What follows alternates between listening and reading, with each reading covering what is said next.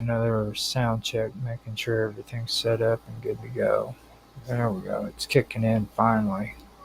Seen a notification with YouTube, so it's my second attempt. Try to get everything set up and ready to go. Check the audio on YouTube, put it on the live stream playlist. Give it a thumbnail too. This is going to be an episode of the cut, so it's actually going to be the last one for the year, and we'll be back next year with another season of it, but this is the time to end it for the year. It sounds good on YouTube. Hit refresh on Rumble because it's just what we got to do. Sounds good on Rumble. DLive is up and going. Hit play. Now we go to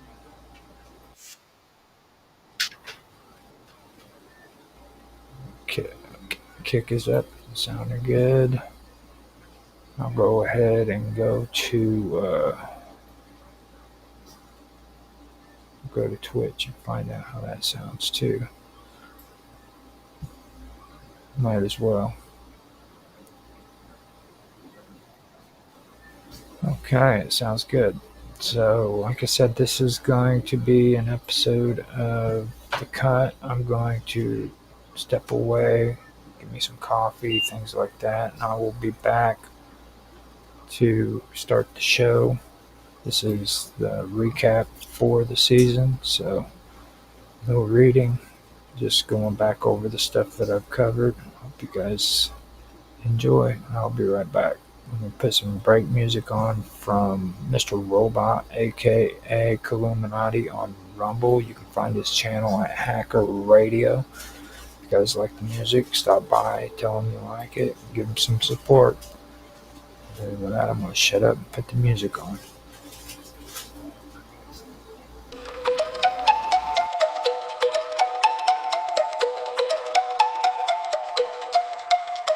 Awakening from an epic dream, awakening from the long dark night. Awakening from history, awakening from duality. The liberation of the human soul to consciousness of the one and all. The activation of the sacred plan, the birthing of a new man. A new man. When the light within is revealed, all the pain and suffering shall be healed, and the truth of love is our destiny, living on the earth in peace and harmony.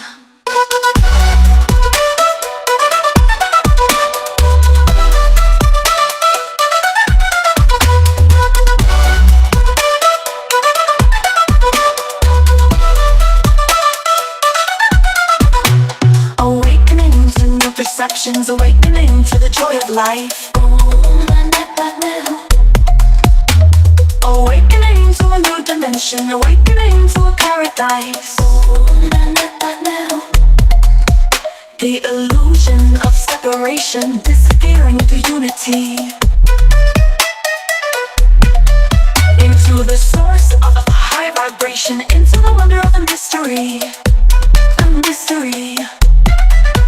When the light within is revealed, all the pain and suffering shall be healed, and the truth of love is our destiny, living on the earth in peace and harmony.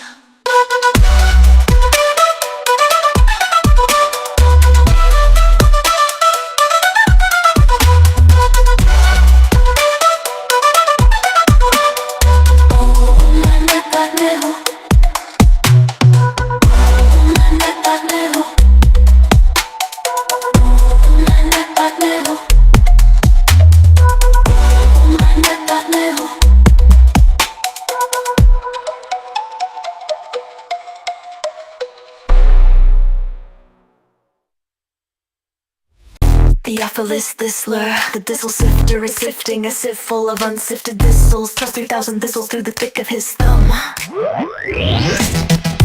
3,000 thistles through the thick of his thumb. 3,000 thistles through the thick of his thumb.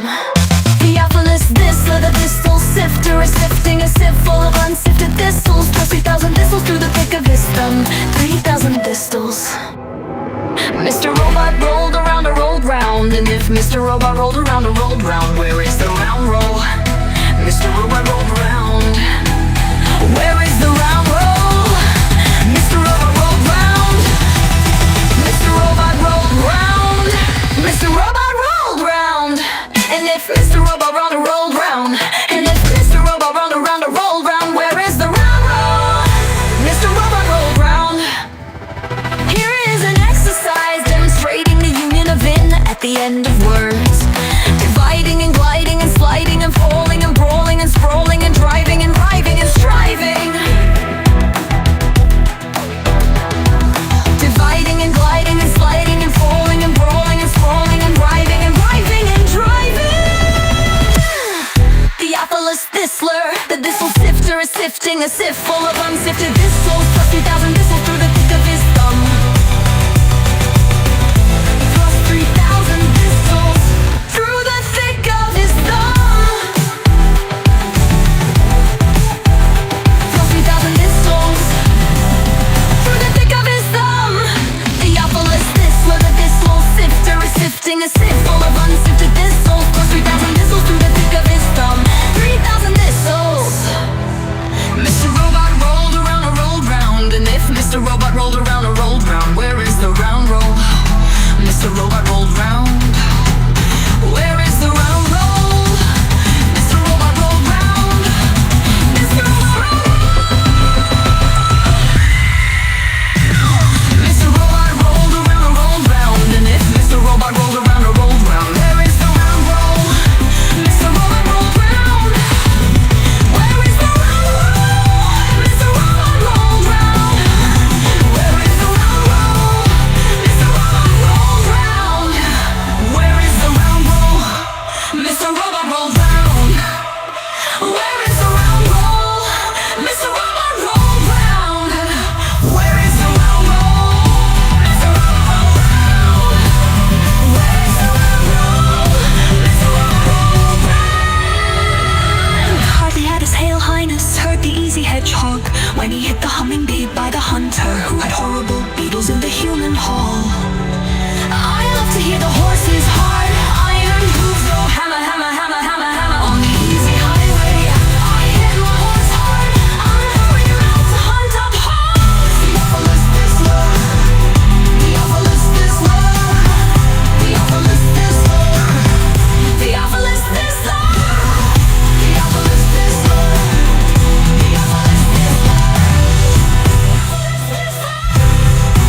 Theophilus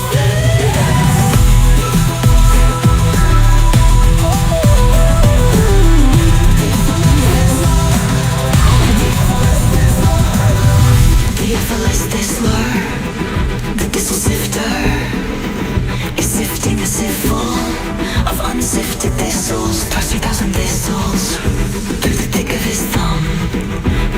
3,000 thistles through the thick of his thumb. Theophilus Thistler, thistle sifter.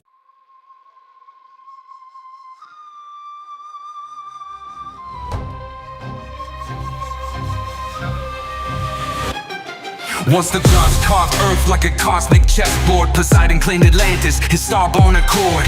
10 twin suns, throne of tridents waves at his command. Empire stretched from Baalbek stones to Mayan sand. Monolith stacked like Legos blocks no crane could lift. Sonic levitation, gods don't need pulleys or grit. Athena taught Athens, Hephaestus forged veins of gold, but Atlantis spires pierced heaven, stories untold. Aegis of virtue, divine blood pure in the veins. No egregious geodesic temples where starlight reigns, but mortality crept in, diluted the grace. Gold turned to rust, hubris eclipsed the god fast. Of Atlantis, drowned in the deep. Poseidon's lost kingdom, where titans still sleep. From Giza to Tiwanaku, the cold and awe, as above, so below, cosmic empire of law and princes of plus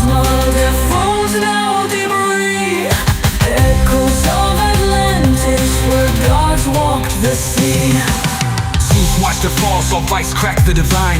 Pyramids hummed warnings, but they ignored the signs. Skies split with fury, tsunami swallowed their pride. Atlantis sang screaming, but blueprints survive. Baalbek's foundation, stones that defy modern math. 1,000-ton puzzle, gravity's aftermath. Scholars still baffled how they align the stars. They rode cosmic currents, breaching space-time's bars. Now divers chase shadows where crystal cities gleamed. AI scans the ocean, but truth a half-dream. Dream Freemasons whisper maps in their lodges of lore. Plato's Critias, a metaphor or a war. Echoes of Atlantis drowned in the deep. Poseidon's lost kingdom where titans still sleep. From Giza to Tiwanaku, the co-attention all as above, so below. Cosmic empire of law, 10 princes of plasma, their thrones now debris. Echoes of Atlantis where gods walk the sea.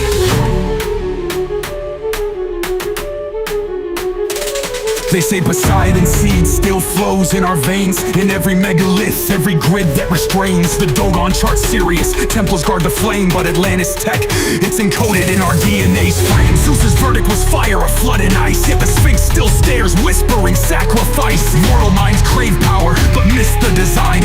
True kings rule through resonance, not bloodline. Now decode the ruins, their psalms etched in stone. A star-born king's empire, now dust and bone. The hall of records buried neath Giza's cold gaze holds anti-gravity schematics from pre-flood days. Crystal engines hummed, Orgon fueled their might, till pride turned their frequencies dissonant blight. The Anunnaki fled, Mars colonies crumbled. Leviathan's bones and the Mariana rumbled. But Poseidon's ghost rides the Bermuda's mist. Evolve past the greed or drown in the abyss. Tsunamis taller than gods crack continents like eggs. Jungles of Egypt drown, turned to sand in Poseidon's regret. Mammals shrunk to lapdogs, skies choked by volcanic breath. Waves circled the globe thrice, 3 funerals for death. Up Nepistim, rode the arc of frequencies, not wood. Up Tetrahedron Ziggurat, where anti-grav pulses stood.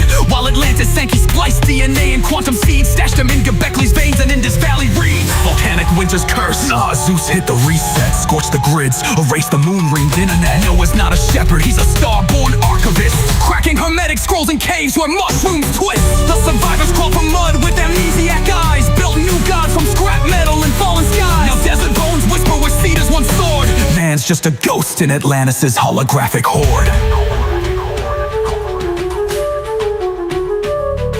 The flood wasn't water, it was math. A codex purge, Enoch's nightmares digitized in the cosmic surge. As above, so below, the blueprint stays true. Rise from the ashes or drown in what's new. The flood wasn't water, it was math. A codex purge, Enoch's nightmares digitized in the cosmic surge. As above, so below, the blueprint stays true. Rise from the ashes or drown in what's you. Echoes of Atlantis drowned in the deep, the deep. Poseidon's lost kingdom where titans still sleep. From Giza to Tiwanaku, their codes etched in awe. As above, so below, cosmic empire of law. 10 princes of plasma, their thrones now debris. Echoes of Atlantis, where gods walk the sea. So when you see Stonehenge, Angkor Wat spire, know Atlantis lives in the quantum choir. The gods were myths, their mentors in code. Rise from the ashes, or repeat what they owe.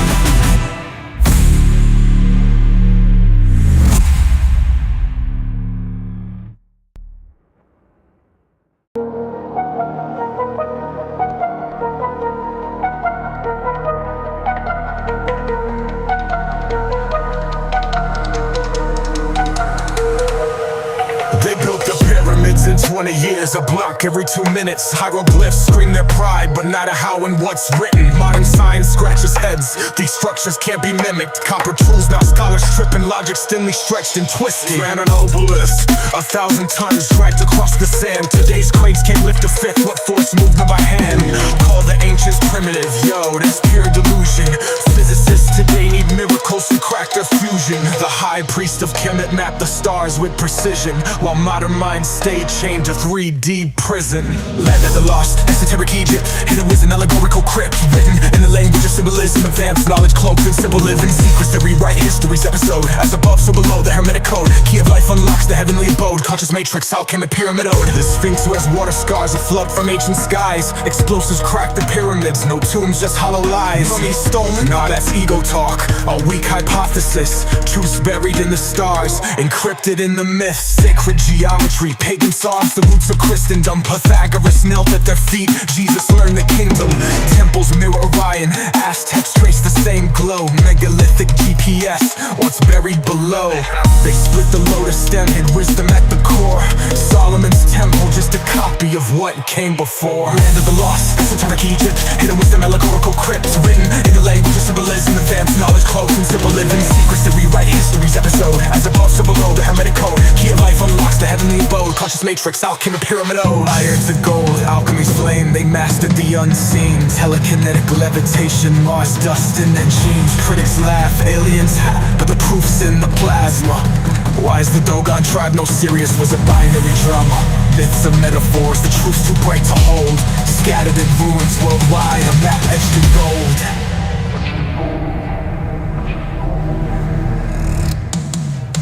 They call themselves Negeru, gods with cosmic ships. Gifted fire, math and law, then dipped beyond the eclipse. Now academia's gatekeepers mock what they can't measure. But the scales of Ma'at weigh soul, not tech or treasure. The Zet Tepi dawned when gods walked as king. Left blueprints in Gobekli Tepe and the Nazca line. The Emerald Tablet's truth burns through the scholar's denial. We're echoes of starlight reclaiming our trial. When you stare at the sky, feel the ache in your chest. That's ancestral memory. We're all cosmic guests. The pyramids home a hymn, rising call the divine. As above, so below, till the world's realigned. Land of the lost, esoteric Egypt, the truth's a spiral eternity script. In a language of symbolism, we're gods we've been missing.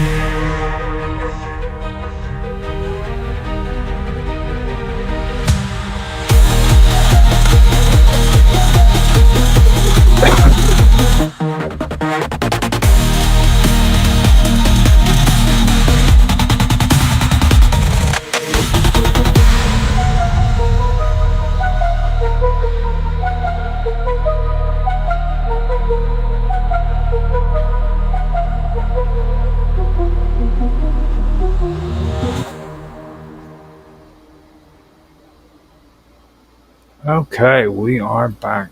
I'm going to do another quick audio test, and from that point, I'm going to do my countdown and get on with the show. I am going to have to go after this and get in a quick interview if I get confirmation. Sounds good on DLive, so I know if it's good on DLive, the audio is good pretty much everywhere else.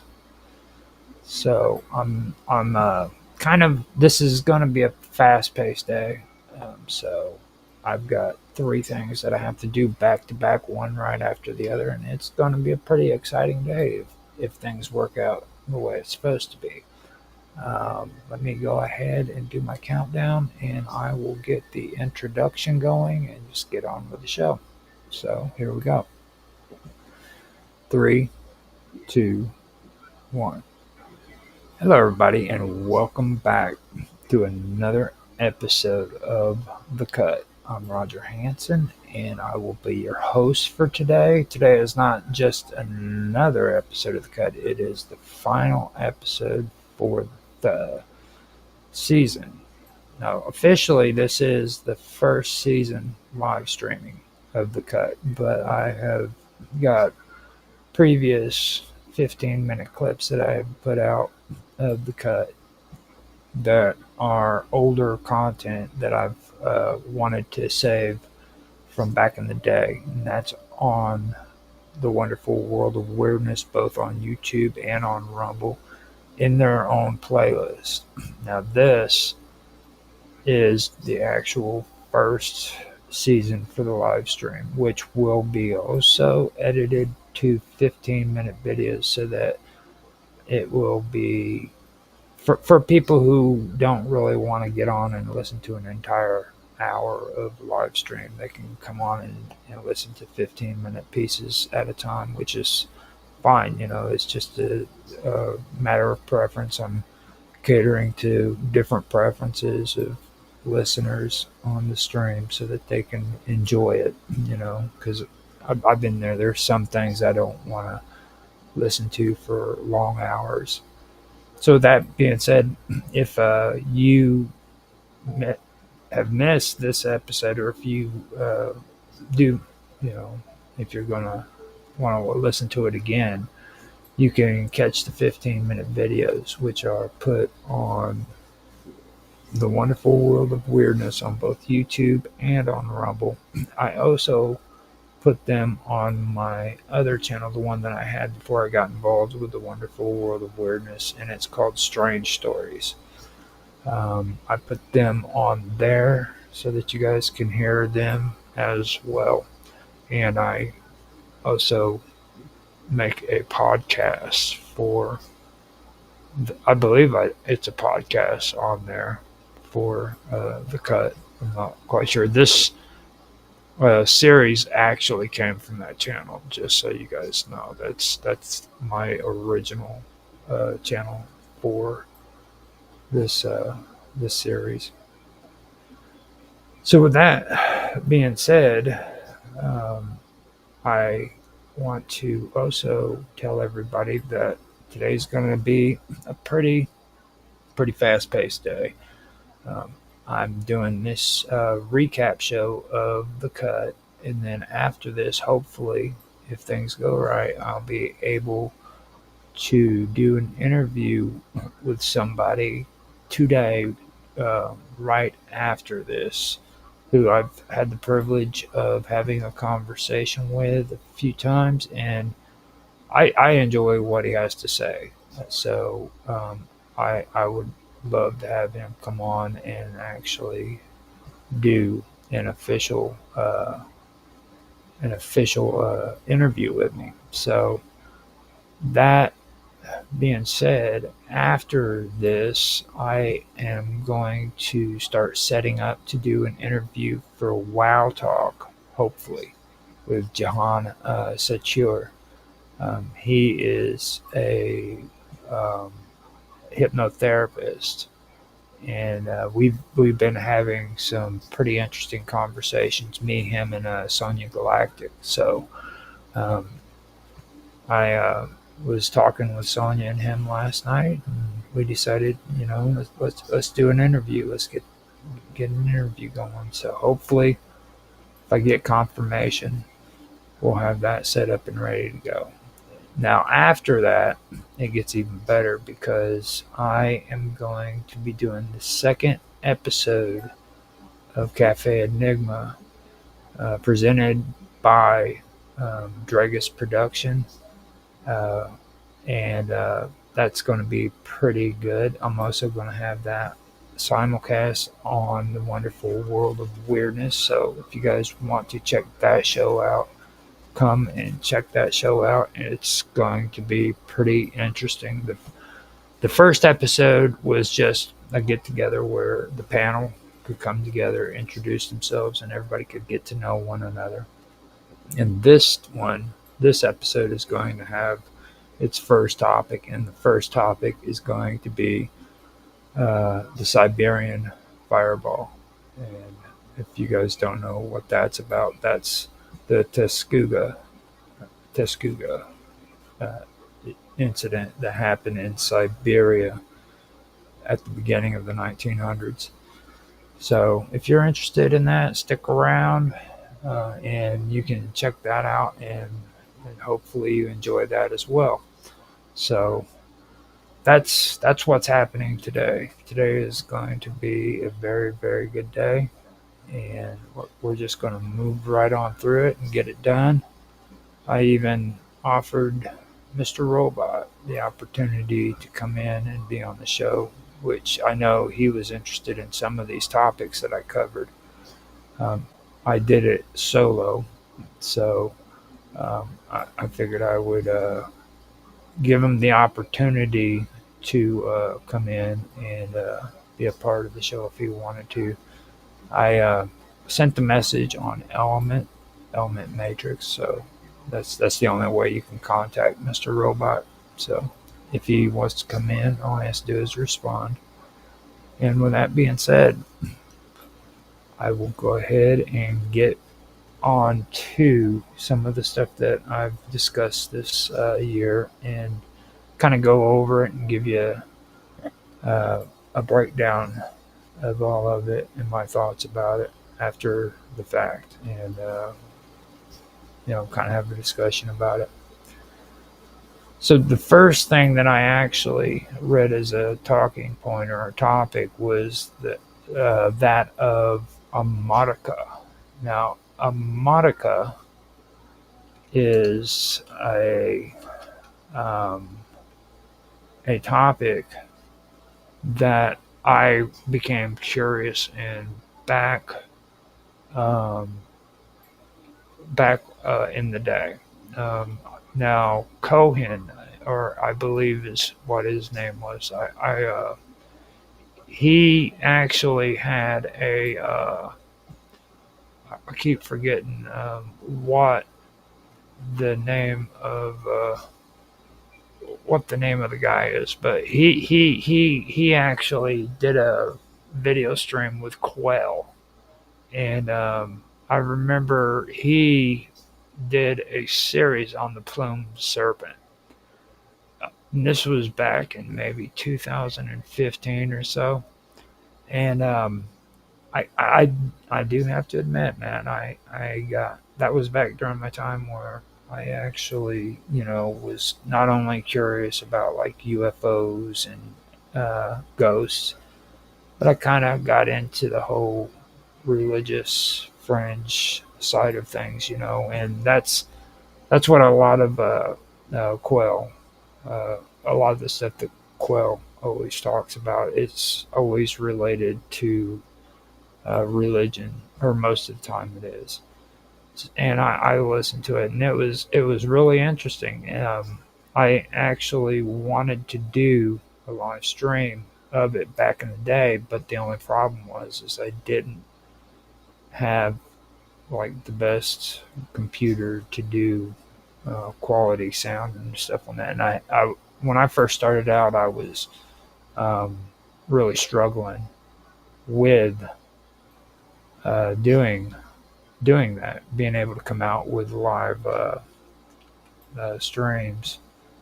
And as time went on, I started learning that I had to do that. And by the time I'd finally gotten a computer that was able to make quality audio, I had already done so many other things that I ended up well not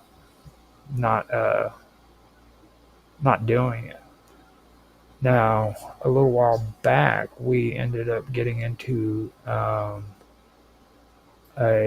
topic about I forgot what it was. It was about something, and I remembered this.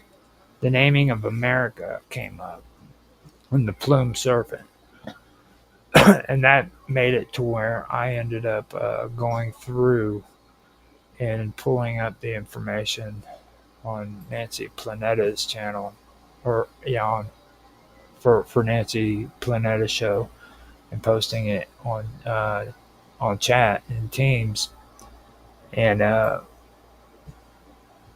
that made me think, well, I wanted to do that before, so what I'm going to do is I'm going to add it onto the the cut, as the first talking point. And first of all, the one thing I wanted to do when I first started checking into this was I wanted to go off of the premise that they said. You know what I mean? Um, and I wanted to find out who actually named America. Um, because I found out that it wasn't these guys that I had watched their video of who actually brought that up. It actually goes back to well over 100 years. This is a debate that was taking place in the 1800s. Now, a lot of scholars have debunked it, and I do have to admit that, when you start doing the research on this, it does lead you down quite a bit of a rabbit hole. But people who are into conspiracy, especially the old ones, the ones that are really good, they're okay with going down that rabbit hole because, like, when you go down these rabbit holes, you find out more interesting things. You know what I mean? And that's what I did. I went and I wanted to find out if what they were saying was true, and it goes off of the premise that Americo Vespucci, in fact, didn't name America, but it was the opposite. Um, Amerigo Vespucci was named after America. So I went and I checked out the facts, and or I tried to check out the facts. And when I did that, I couldn't find any definitive proof if his name was actually changed or if he did actually name America. But what I did find out was this. Um, when he, or during the time period where he was coming down or coming to this continent and supposedly mapping out America, that was during the time period where literally the Mayans actually their entire language was just completely eradicated. A lot of people don't understand that. They don't understand like the root words even for the Mayan language is gone before the Spanish uh, came to America. It's just completely eradicated. So the Mayan language that we have um, is actually a blended language between the Spanish and the Native Americans in that region. I'm getting a lot of flack from Dragus or Mark Watashik. I I spelled the Dragus wrong. He should be lucky because you know how long he should feel lucky because you know how long it was before I could actually say his name correctly. So I mean that's a big deal. But anyhow, I found that out, so I wanted to dig deeper because they don't just talk about Amerigo Vespucci. Um, I also started getting interested in their theory about the plume serpent because they have like an entire series starting out with the naming of America, mapping America, and the plume serpent.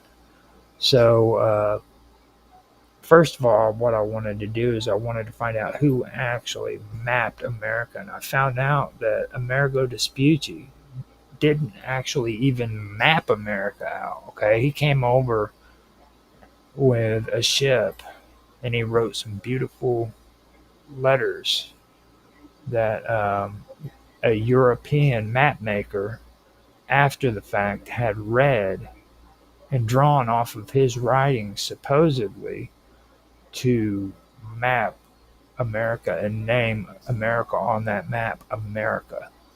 Um, Come to find out, there was no geography there. There was nothing that says latitude this, longitude that. There was no actual map making in his writings. He was just really descriptive about the surroundings.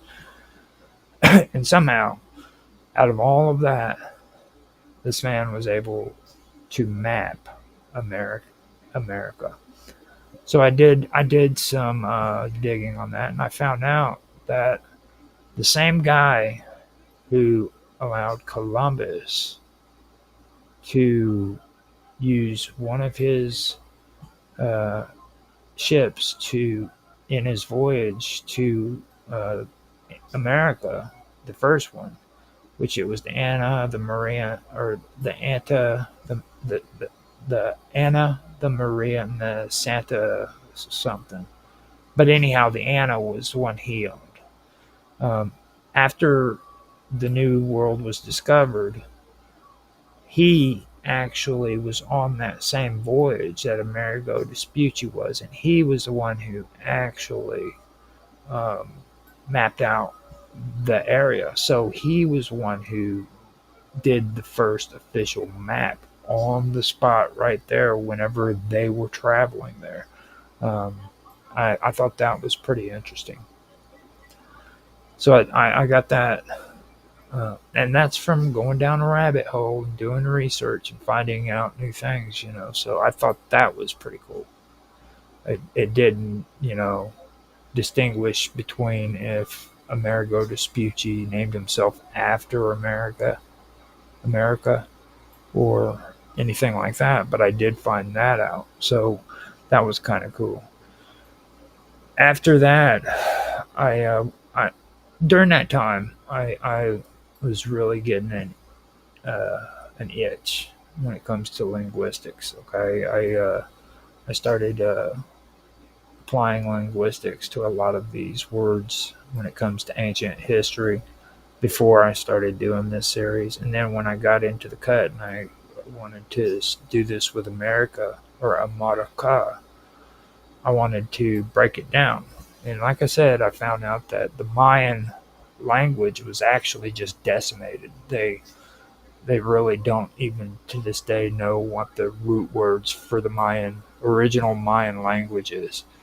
So I became a little bit, I showed a little bit of ingenuity, I guess you could say. What I did is I went and I compared all of the neighboring languages for the local area, which was around Venezuela.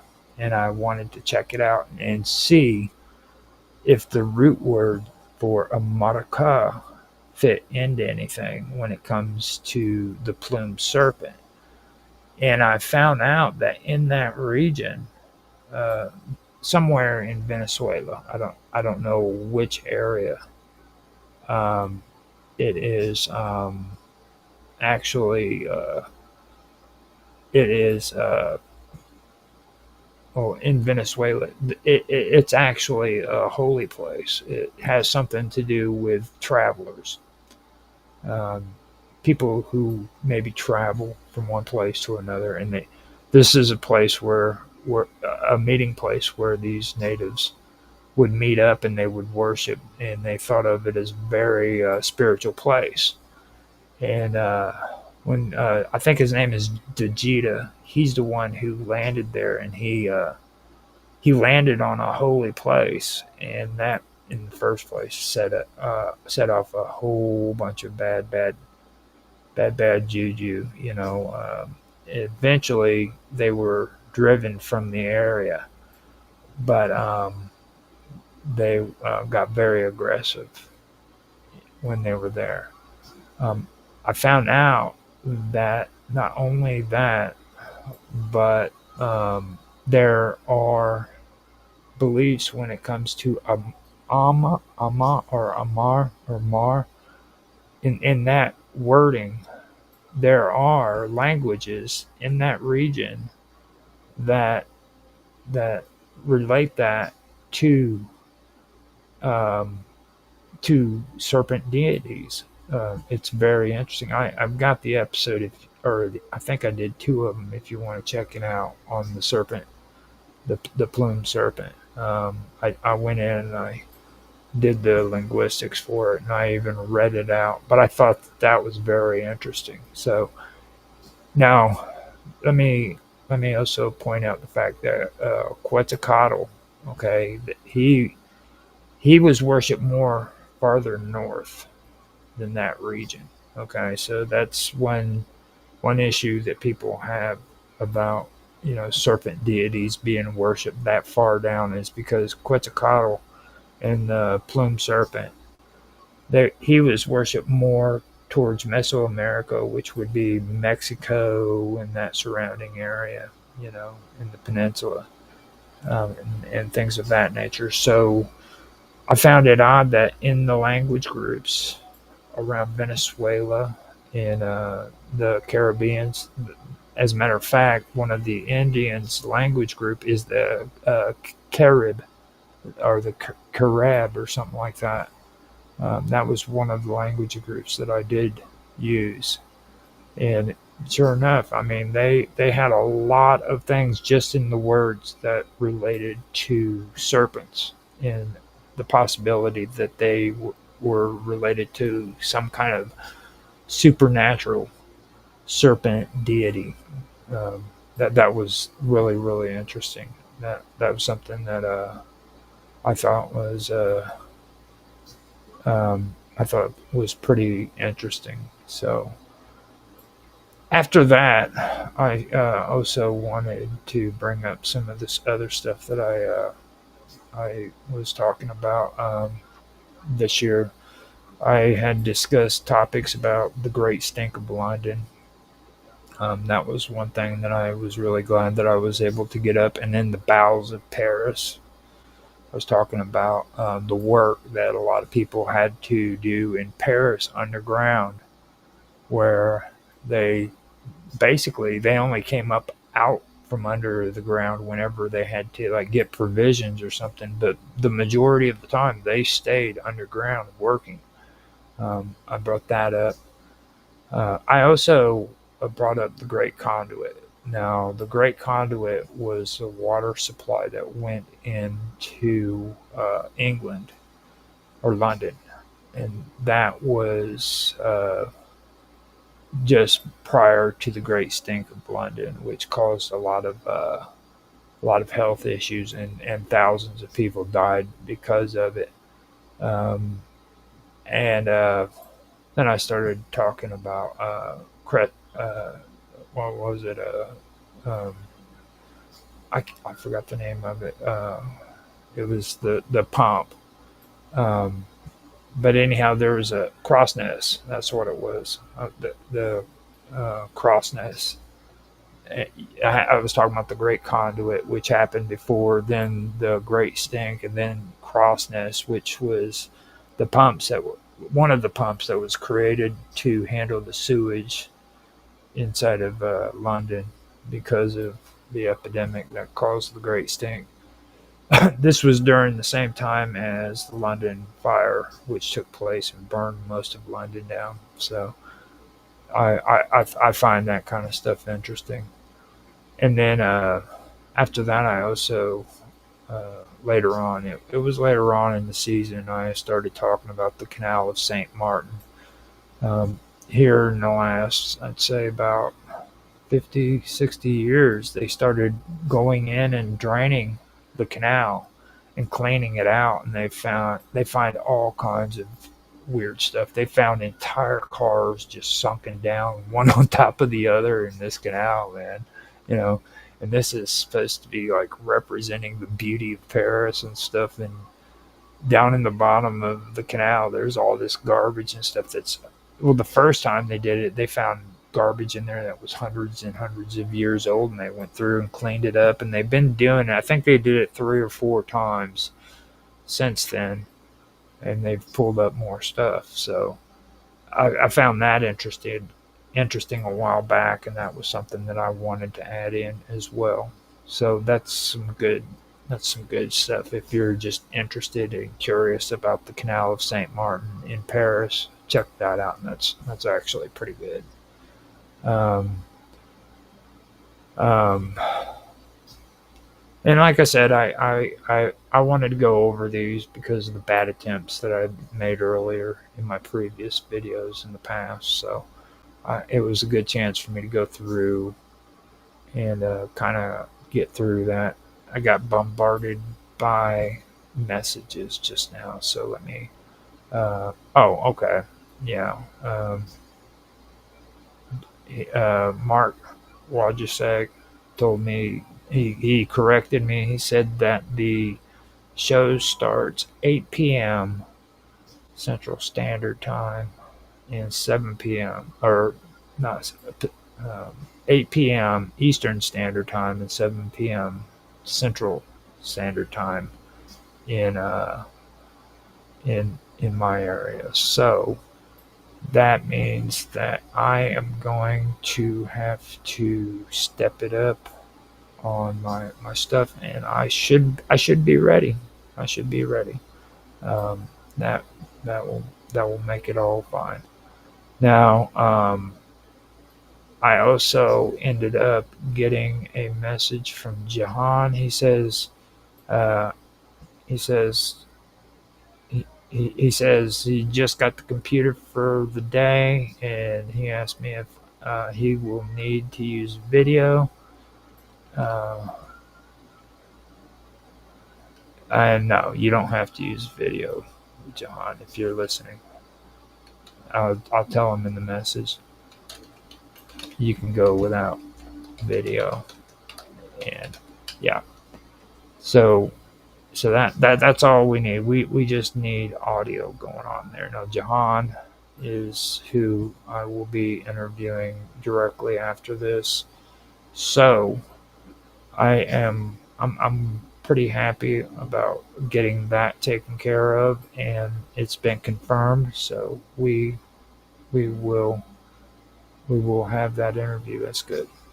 And I'm glad that this is a recap so that I didn't have to actually do all that crazy reading. I'm so sick of reading. I'll put it to you that way. So that is progress. We are good to go. So now I want to also discuss the Voynich manuscript because that is something that I did bring up this year. I talked about the manuscript. I also talked about the Count of Saint Germain, as well as King Arthur and the Tower Story. All right, so I was able to cover a lot of good stuff that I enjoy when it comes to European folklore and stuff like that. And the Voynich manuscript, that's not even folklore. That is a straight up amazing stuff right there. Like this book or this text, this manuscript has been around for quite a long time, and not even the CIA code breakers can figure out what this book says. They've even applied AI to this stuff today with what they have for AI, and the AI systems don't even know what it means. They know that it's actually a structured system. So they know that it's not just a bunch of gibberish. Okay, they do know for sure that it is a structured system. But they have absolutely no idea what it means. And I do find that interesting. With all the technology that we have today, none of it can tell us what the Voynich manuscript means. That's pretty amazing. Now, I do want to also add that this was a part of our previous content that I wasn't able to make good content for during the time. So, besides getting into all of that, one thing else that I did want to mention is something new that I was able to check out, and that is High Brazil. Now, High Brazil is a very, very interesting story that I was really happy to put on this season because High Brazil is an old Irish folklore especially with the Irish sailors. They talk about this island that is off the coast of Ireland that vanishes and reappears, and that's something else that I want to get into because like everybody's always talking about Atlantis, okay, but nobody knows about High Brazil. Nobody knows about Sandy Island. Now, Sandy Island is another one. For 300 years, this island was always on the maps back during the 17 and 1800s.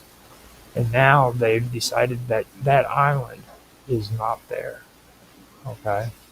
And they have no idea where it is. Satellites have gone over the planet and taken freaking sensory uh, readings of that area, and they've found heat signatures that show that that's where land should be, but still yet they cannot find it. For some reason, Sandy Island does not exist, but it was on the maps for 300 years. That's amazing stuff. So eventually, sometime or another, I would like to go over that as well, add it on, because I started with High Brazil, and this is the good stuff. You know what I mean? This is what fantasy is made out of. You know what I mean? When you think about it. So these are things that I do want to actually bring up and talk about again. I thought it was really really good that I was able to get into that and actually start talking about it. So before I keep running my mouth, I want to make sure that I'm actually, yeah, I'm doing good. I just want to make sure that I actually do a good show. Um, I, at the same time, I want to budget my time so that I have everything set up and good to go. I don't want to mess up my timing at all whatsoever. So it looks like everything seems to be going all right, other than the fact that I made the time messed up on the Cafe Enigma. But to see even there, I anticipate with that I make adjustments in my scheduling. That's one reason why you guys will find most of my streams at 5 p.m. my time, because most of these streamers don't like doing live streams at 5 p.m. in the afternoon. So I take advantage of the time slot. I get in here, get it done, and it doesn't interfere with any of the other people that want me to come on their shows, you know. So I find it a lot easier to do it that way when it comes to working with other people. So I always estimate all that, and I've got it taken care of. So now another thing too that I added in was the Dukkabors. That was one topic that I added in because there's somebody on D Live that we everybody always has a conversation with. She's always been around, and she mentioned them, and I decided to go and check out the history of it. Svetlana is who she goes by on D Live, but she was talking about how her family actually was Doukhobor, and were they were well they were basically they had to leave Russia back in the day because they were persecuted. That's what I was trying to say. And they left Russia and they went to Canada, and that is where the Doukhobor ended up settling down, and they became citizens of Canada. And even there, they had to go through persecution and stuff. So whenever she was telling me about that, I figured that would probably be a good topic to put on there. So I wanted to mention that. And I'm glad I did talk about that, because just before uh, we started getting into. I did that one just before we started getting into those topics on my other show, which is Roger's Real Time Talk Show, which I'm finishing up to this next week. I'm doing a recap on that one, um, but that's political history, and it has to do with this year. It had to do with the history of Europe, the political history of Europe, starting from the French Revolution and going up to now, or coming up to now. So um, that was kind of a good thing that I had to do that, because that kind of helped me out. Basically setting my mind frame before we got into what was going on during World War One and World War Two. So I thought that was kind of cool. Now, besides that, I was able to discuss alliances formed in wars all across Europe during the Age of Enlightenment, um, and that was interesting. And how I did that was I wanted to find out how many countries was actually allied together, at least 5 countries before World War One. You know, because everybody makes World War One and World War Two out to be so grand because they had all of these alliances. And then I actually, somebody had turned me on to this uh, a long time ago. It had to have been about around like 2015 or 16. Just but they said, um, there were tons of wars that happened in Europe before World War One that had like 5 countries that allied with one another at one point or another. I mean, these were massive wars. Um, so basically, what he was getting at was that World War One was just basically like they were hyping it up, making it into a lot more than what it actually was. You know what I mean? And I checked it out, and there was quite a bit of wars that did take place with at least 5 countries allied together. Now they both on both sides, it might not have been 5 allied countries, but on at least one side there was at least 5 allied countries. I found that very interesting. So after after being able to do that, I also went through and I started talking about the Golden Fleece. Now, the Golden Fleece is in Georgie Rocoxy, um, and those two are very, very interesting stories because, like I was telling you, I went through and covered Saint Germain, but there's this weird story about Saint Germain and how there's a lot of spiritualists in the transcendental movements, um, or the Theosophical Society. They're the ones who are really, really big about that. Blavatsky and all them. They had, or they still have, this theory where Saint Germain actually um, converged with Georgie Rocoxy, okay, um, and became one entity after Saint Germain had passed away. Now there was also a separate belief about Saint Germain before that, but the thing that's really weird about this is they have the original story of Saint Germain, and then it just gets expanded to this super being that evolved into 2 people, and it just gets really weird. Like they start talking about being the ascended master and stuff, and uh, if anybody's ever been into these kind of topics, you know what I'm saying when I say the ascended master.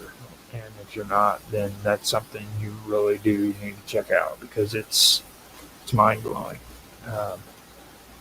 That's all I can, because I'm on a restricted amount of time at the moment.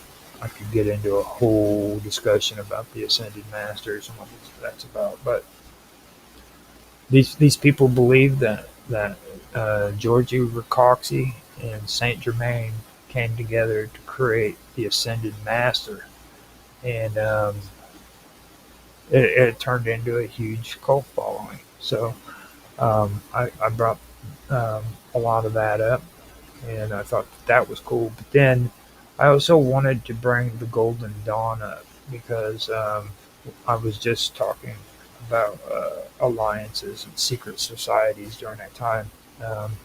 And before, this is previous stuff that I'd covered too, but the thing about uh, the Golden Fleece is you hear people always talking about the Freemasons, and you hear them talking about the Rosicrucians and all of these, but nobody really ever knows about the Golden Fleece. They also don't know about Beamic laws in Germany, which is very interesting. And this all relates back to Saint Germain. It relates back to Shakespeare. It relates back to Francis Bacon, who at the time was the 007 of his age. You know, Mr. Secret Service, bookkeeper, writer extraordinaire. You know, this is all very, very fascinating stuff. And then when you take a look at Shakespeare saying "to be or not to be" and holding up the skull, now that's very symbolic. Just so you guys know, that really, really, um, really is very interesting. And of course, I got into heirs to the throne who had died from syphilis. You know, um, and that goes into a whole area of weirdness. Um, I wanted to do something for Weird Science this year about skin disease. That's how much I want to get into this kind of discussions and stuff.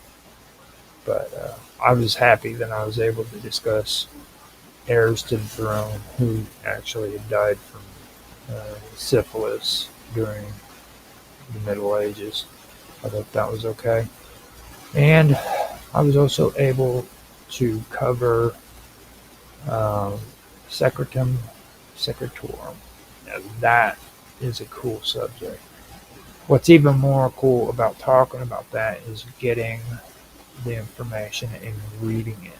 Okay, this is some cool stuff. This was kind of like these were guidelines for royal family members on how they should present themselves and how they should treat uh, the, their people. You know what I mean, and how they should show dignity and refinement and stuff of that nature. And the weird part about all this stuff is it mentions esoteric practices. It mentions alchemy. There's a little bit of magic in it, you know. And this is supposed to be instructing Christian-based royal families all across Europe. This is the way that you should behave. You know, I found that very, very important. So now there was a part where I got into the ancient kingdoms of Israel and Judah. And the reason why I did that was because there's a lot of misconceptions. Everybody kind of messes up what actually was going on during that time. And like, I remember there was something that went around where people, and they take this on face value because it's been passed down for 2,000, 3,000 years. But 2,000 years. But anyhow, they take it off face value that the Romans, when they exiled the Jews from Palestine, that they wanted to eradicate their name from the land, and that's farther. That's the farthest from the truth. Okay, um, they did change the coins. They changed the name of the region and the cities, but they did that with pretty much every kingdom that they had to uh, uh, defeat. You know what I mean? When it came to rebellions and stuff of that nature. So that was a regular practice that they did with all of them, not just the Jewish people. You know, where that actually came from was from writers that came along about 100, 200 years after the fact, and they weren't even Jewish. They were Gentiles who wrote this stuff, and people just climbed on board. They just believed it 100%. And that was not the case, you know. So I wanted to go over that. I also went over um, Judea, and I went over Israel and covered some of that. So I did cover that. It felt good doing it too because I've been trying to avoid getting into religious discussions like a passion uh, for quite a while. So I was able to cover that and get it done. Now, finally, what I wanted to do, and I did finally get it done this year, was I was able to discuss topics about Robert Hooke. I wanted to bring Robert Hooke up, Jupiter, the history of science, and then magnetic monopoles. Uh, Magnetic monopoles are somewhat new for me, but somewhat not new. Now, back in the day when I was first getting into all this, I was always cool, or I always thought it was cool watching zero gravity videos where they showed ice, um, frozen metal objects that could float in the air and kind of float above the ground. So, and that's research trying to create magnetic monopoles. Basically, they've been able to make things levitate by doing that, and I thought that was pretty cool. That's how it all started, and eventually I was able to get around and do this topic and talk about it on this here recently. So I was able to do that, and I mean, I talked about Jupiter. I mean, and all I got to say about that is, you know what, freaking, why would you not talk about Jupiter? You know what I'm saying? Jupiter is like freaking cool, dude. I mean, it really is. Like, you'd have to be a fool not to talk about freaking Jupiter. That's just my take. Then Robert Hooke. That's where I dove into the gossip. Okay. I wanted to show how great these scientists are. You know what I mean? Like, Robert Hooke uh, had so much controversy around him. He pissed people off like you would not believe, dude. He even pissed Isaac Newton off. Isaac Newton hated him so much that when he passed away and Isaac Newton became in charge, or became a director at what was it, the Royal Society, Robert Hooke's picture just mysteriously disappeared and nobody knows where it went. And a lot of people to this day still believe that Isaac Newton was the one who was responsible for it. He hated him so much, and I doubt. I agree with him. I there's a good chance Isaac Newton did it. He stole that dude's freaking portrait. The only portrait of Robert Hooke that actually portrayed his face, and it's gone. You know what I mean? So his face has literally been erased from freaking history. So I was able to get into some historical gossip. So um, that's the cool part.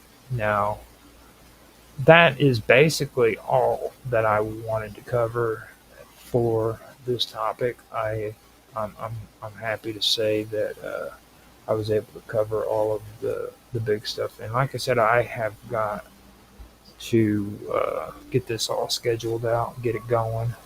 I have a cool interview that I'm going to be back doing here in about a half an hour. So stick around. I am going to end the stream, but I will be back with another one.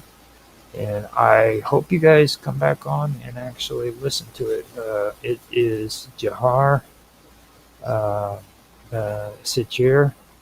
And like I said, man, I've had good conversations with this dude. He's a pretty good guy. I will hopefully be joined with Sonia.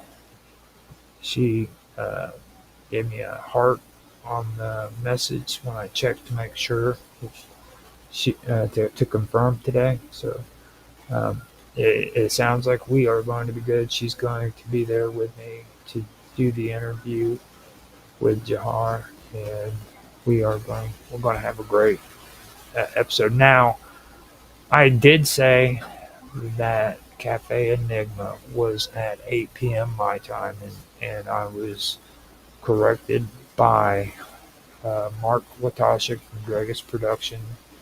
He said that it is actually 7 p.m. my time, and which is Central Standard, and it is 8 p.m. Eastern Standard, 6 p.m. Mountain Time, 5 p.m. Pacific Time. So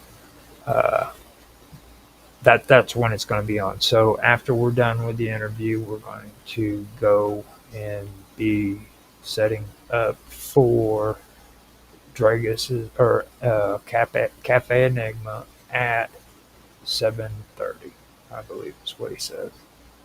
Uh, yeah, yeah, that's what it's going to be. So or no, 6:30, I believe he said. Yeah, it'll be 30 minutes prior. So the pre-show will be 30 minutes prior. So it'll be starting at 6:30. So it's 4:30 here at my time, 5:30. Yeah, I've got 2 hours to do the interview. So with that, I hope you guys enjoyed. If you did, please like, subscribe, share, make comments, and I will talk to you later. I'm going to start setting up for this interview, and we will be back here in a little bit.